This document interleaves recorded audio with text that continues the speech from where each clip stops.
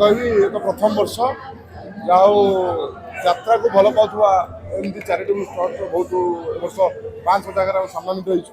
ବହୁତ ବଢ଼ିଆ ଲାଗିଲା। ଖାଲି ଯାତ୍ରା ନୁହେଁ, ଫିଲ୍ମ ସାମାଜିକ ଯିଏ ଅଛନ୍ତି ସମାଜରେ ସମାଜ ସେବା କରୁଛନ୍ତି ସମସ୍ତଙ୍କୁ ଏ ସେବା ଜାରି ରହିବା ଦରକାର। ଆମ ପରି ନୂଆ ନୂଆ କଳାକାରଙ୍କୁ ଉତ୍ସାହ କରିବା ଦରକାର।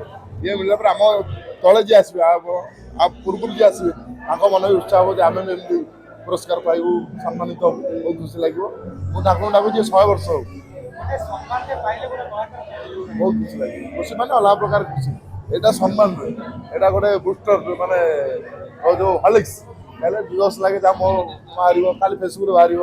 ମୋ ବାପା ଖୁସି ହେବେ, ମୋ ବୋଉ ତ ଚାଲିଗଲା 2 ମାସ ତଳେ, ସେତେବେଳେ ବହୁତ ଖୁସି ହୁଏ। ଏ ସମ୍ମାନ ମୁଁ ଘରେ ରଖିଛି ସବୁ, ଏଇ ପୁଣି ଗୋଟେ ଆଡ଼ ହେଲା, ବହୁତ ଖୁସି ଲାଗିବ। କୁଆଡ଼େ ଯିବାର ନାହିଁ, ଘରେ ପୁରା ଗାଁରେ ରହିବି। ଗାଁ 10 ଦିନ ପୁରା ଗାଁରେ ରୁଆଯିବ। ଆଉ ବାପା ଏକା ଘରେ ରହୁଛନ୍ତି ନା, ତାଙ୍କ ସହିତ ପୁରା ଏନ୍ଜୟ କରିବୁ ଆଉ। ନାଇଁ ନାଇଁ ବାହାରେ ଇଚ୍ଛା ନାହିଁ, ଗାଁରେ ଆମେ ତ ବୁଲୁଛୁ ଓଡ଼ିଶା ସାରା ପ୍ରତ୍ୟେକ ଜାଗା, ଗାଁରେ ରହିବୁ।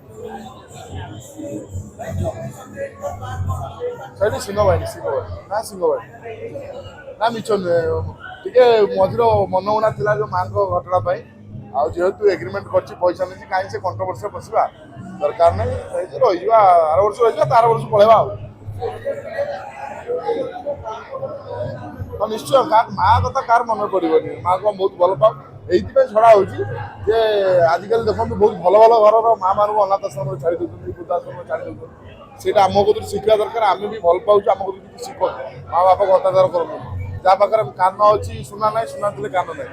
ସମସ୍ତଙ୍କ ପାଖରେ ମା ନାହାନ୍ତି, କିନ୍ତୁ ଆମ ଭଲ ପାଇବା ଅଛି ମୋ ମା ନାହିଁ। ସେଇ କଥା ମୁଁ ଠାକୁରଙ୍କୁ ଡାକୁଛି ସମସ୍ତଙ୍କୁ ଭଲ ପାଇବା ଥାଏ।